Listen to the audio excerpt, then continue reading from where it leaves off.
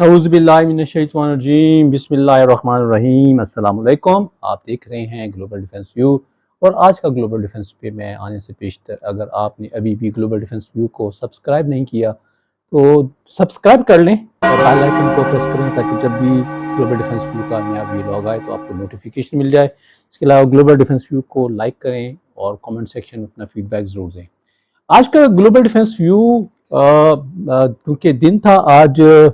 جس وقت اب ہم یہ ویلاگ ریکارڈ کر رہے ہیں تو یہ دن ہے 10 مئی 2025، اور آج کا دن پاکستانیوں کے لیے ایک یادگار دن کے طور پہ رہے گا، بلکہ پاکستان کی اب ڈیفنس ہسٹری میں اس 10 مئی کی ایک بڑی شاندار روایات قائم رہیں گی، ایک اس کو میموریبل دن کے طور پر یاد رکھا جائے گا۔ جیسے پاکستان 6 ستمبر کو ایک army defence day of Pakistan کے حوالے سے سیلیبریٹ کرتا ہے، تو شاید اسی دن کو کسی اور نام کی مناسبت سے اس میں ہم ڈیفنس تو نہیں کیا ہم نے، تو بلکہ اپنا اٹیک کیا ہے، تو اس کو اس حوالے سے یاد رکھا جائے گا۔ اس دن کی شروعات تو اگرچہ یا اس دن کی شروعات ہم کہہ سکتے ہیں کہ یہ شروع ہو گیا تھا رات 12 بجے، لیکن جو 5 بجے صبح سے لے کے 8 بجے تک یہ 3 گھنٹے بڑے تاریخی نوعیت کے رہے، اور اس میں ہندوستان کا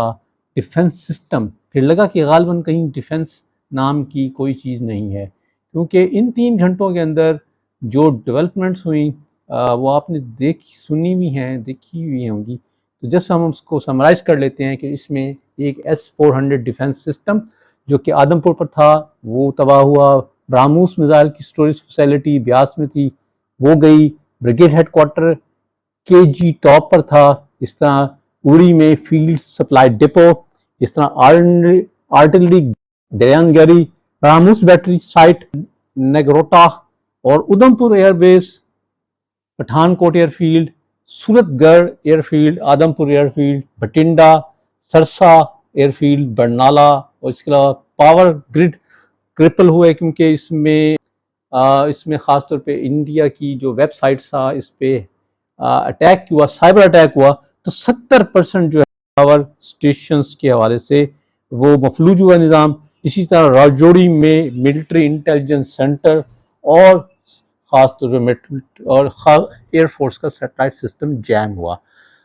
ہم اگر بات کر لیں کہ جو بڑی بڑی جو ہے ویب سائٹس بلاک ہوئیں تو اس میں پرائم منسٹر آفس کی ویب سائٹ بھی تھی، اس کے ساتھ ساتھ BJP کی ویب سائٹ بھی تھی، اور جو نیشنل جو کرائم ریسرچ انویسٹیگیشن ایجنسی ہے، مہانگر ٹیلی فون نیگم لمیٹڈ تھی، بھارت ارتھ موورز لمیٹڈ ہے، اور آل انڈیا نیول ٹیکنیکل سپروائزری اسٹاف ایسوسیشن، اس کے علاوہ اور بھی کچھ ویب سائٹس تھیں۔ تو اب ہم دیکھتے ہیں جناب اعلیٰ کہ اس آپریشن کا وہ جو نام دیا گیا تھا وہ بنیاناً مرصوص، یعنی سیسا پلائی دیوار۔ تو واقعتاً یہ ایک سیسا پلائی دیوار ہی لگی، اور اس سیسا پلائی دیوار کے سامنے انڈیا کا ڈیفنس سسٹم تہس نہس ہو گیا۔ اب خاص طور پر دیکھتے ہیں کہ جی 8-9 مئی کے دنوں میں ہمیں انڈیا میڈیا یہ بتایا کرتا تھا کہ انڈیا کا ایئر ڈیفنس سسٹم پاکستان کی طرف سے لانچ کیے جانے والے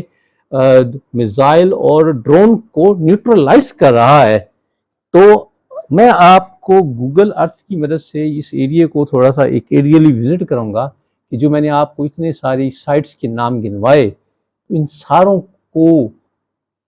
تباہ کرنے میں، یہ تباہی سے روکنے میں انڈیا کا ڈیفنس سسٹم تو سامنے نہیں آیا، بلکہ آج تو محسوس ہی نہیں ہوا کہ انڈیا کا کوئی ڈیفنس سسٹم تھا۔ مجھے یاد پڑتا ہے کہ 2 دن پہلے تک آکاش کی تعریفیں کرتے نہیں تھکتے تھے، پھر انڈیا کے پاس تو براک نامی اسرائیل سے حاصل کردہ ایئر ڈیفنس سسٹم بھی ہے، اور S-400۔ آج کے دن میں اگر ہم کہیں کہ اس میں جو 2 بڑی ڈیولپمنٹس تھیں جو شاید اس سارے دن میں آج گیم چینجر ثابت ہوئیں یا ایک ٹرننگ پوائنٹ ثابت ہوئیں، ایک اس میں آدم پور میں S-400 کی کو وہ نیوٹرلائز کرنا، اور دوسرا بیاس میں برہموس میزائل سٹوریج فیسیلٹی کا تباہ کرنا۔ یہ تو اگرچہ ہندوستان نے باقی ساری چیزوں کو تو اون کیا ہے، کہ انہوں نے ایڈمٹ کیا ہے کہ ان کی کچھ فوجی تنصیبات اور ایئر فورس اسٹیشنز پر کچھ نقصانات ہوئے ہیں، اور انہوں نے یہ بھی کلیم کیا ہے کہ پاکستان نے اس دفعہ جو میزائل یوز کیے تھے وہ تیز رفتار تھے، اور وہ ڈیفنس سسٹم کو جو ہے مطلب جل دے کر وہاں پہنچنے میں کامیاب ہو گئے، اور انہوں نے کچھ نقصانات کیے۔ لیکن انڈیا سٹل ابھی تک S-400 اور برہموس کے حوالے سے اس بات کو ماننے سے قاصر ہے، اور یہ میری ذاتی رائے ہے کہ اتنے سارے نقصانات کے باوجود انڈیا نے اس کو رسپونڈ بیک نہیں کیا، اور بلکہ اس وقت جب میں یہ بات کر رہا ہوں تو سیز فائر اناؤنس ہو چکی ہے، لیکن اس وقت بہت ساری اطلاعات ہیں کہ پاکستان کے بہت سے شہروں میں پھر ڈرونز اٹیک سامنے آ رہے ہیں۔ تو اگرچہ میرا اس وقت یہ موضوع نہیں ہے، میرا موضوع آج کے دن کے حوالے سے ہے کہ الحمدللہ آج کا دن پاکستان کی تاریخ کا ایک مایہ ناز دن تھا، اور آج کے دن کی اگر ہم کہیں کہ اس میں دو بڑے ایلیمنٹ تھے جنہوں نے پاکستان کو مجموعی طور پر یہ دن دیکھنے کو مطلب انہیں نصیب ہوا۔ اس میں ایک تو تھا فتح 1 کی جو کنٹریبیوشن، کیونکہ اس میں جو میجارٹی ایئر فیلڈ ہیں یہ پاکستانی بارڈر کے قریب کے ایریاز میں تھے، اور فتح 1 جو ہے اس کی رینج جو ہے وہ 120 کلومیٹر تک کور کرتا ہے۔ یہ بنیادی طور پر ملٹی راکٹ لانچ سسٹم ہے جو کہ پاکستان کا اپنا بنایا ہوا ہے۔ اس کا فرسٹ ٹیسٹنگ جو ہے 7 جنوری 2021 کو کی گئی تھی، 140 کلومیٹر کی رینج تک یہ مار کرتا ہے۔ اس میں فتح 2 ویریئنٹ بھی ہے جو کہ 27 مارچ 2023 کو ٹیسٹ کیا گیا، اور اس کی رینج جو ہے 400 کلومیٹر تک ہے۔ فتح 1 کی اگر ہم بات کریں تو یہ راکٹ سیریز میں ہے، اس میں خاص طور پہ پاکستان کی ادارے نیسکوم کا تیار کردہ ہے، اور ٹیکٹیکل بیلسٹک میزائل کی رینج میں یعنی 140 کلومیٹر کی رینج میں کام کرتا ہے۔ اس کا ایڈوانس نیویگیشن اور گائیڈنس سسٹم جو کہ اس کو ورائٹی آف ٹارگٹس میں انتہائی ایکوریسی کے ساتھ ہٹ کرنے کی اس کو صلاحیت فراہم کرتا ہے۔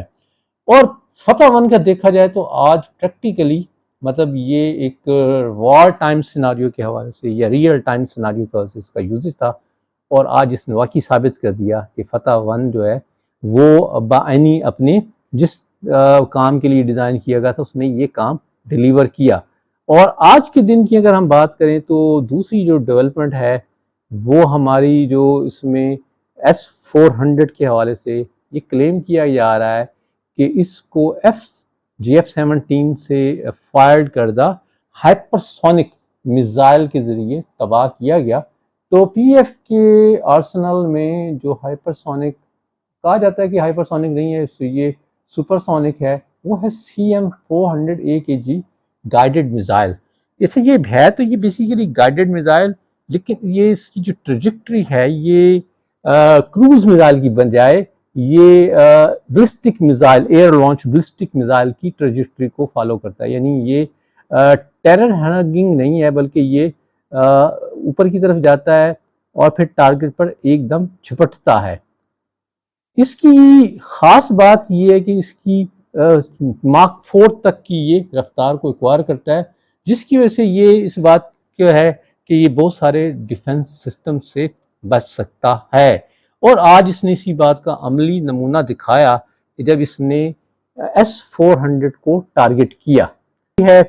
اور یہ اس کو ویسے تو بنیادی طور پہ اینٹی شپ میزائل کے طور پر ہے، لیکن 240 کلومیٹر کی دوری تک یہ ٹارگٹس کو نشانہ بنا سکتا ہے۔ اور آج کے دن یہ ایک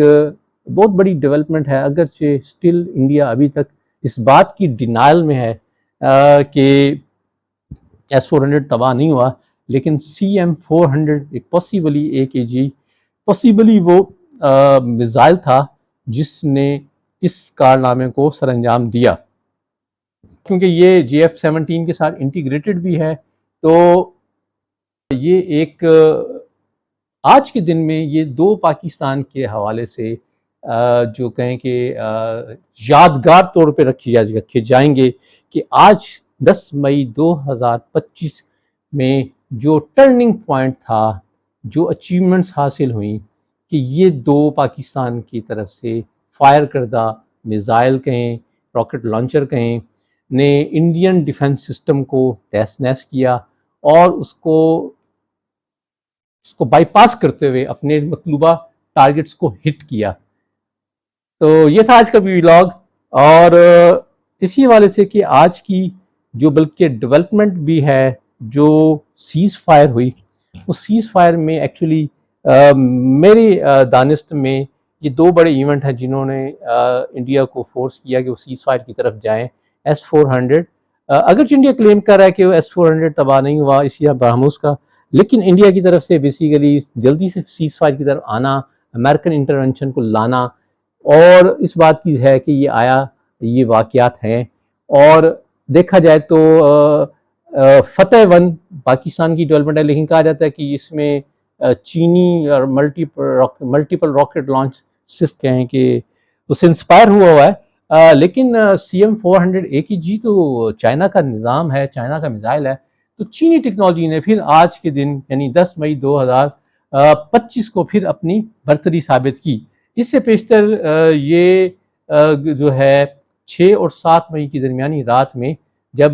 PL-15 جو ہے وہ داغا گیا، اور PL-15 کی وجہ سے جو ہے پاکستان کلیم کرتا ہے کہ جی 3 رافیل، لیکن دنیا کا بہرحال جو ہے انٹرنیشنل میڈیا بہرحال وہ اس کو سمجھتا ہے کہ جی 12 رافیل جو ہیں وہ تباہ ہوئے ہیں، لیکن تعداد کے حوالے سے بہرحال اس کے اوپر ابھی ایک ابہام سا ہے۔ CM-400 کے حوالے سے اور PL-15 کے حوالے سے ایک میری تفصیلاً ویڈیو آلریڈی اس موضوع پر ہے، تو میں اس کا لنک دے رہا ہوں تاکہ آپ نے اس حوالے سے مزید جو جاننا چاہتے ہیں تو اس ویڈیو سے آپ دیکھ سکتے ہیں۔ یہ تھا جی آج کا ولاگ، امید آپ کو پسند آئے گا۔ خوش رہیں، دی آواز ہیں، السلام علیکم۔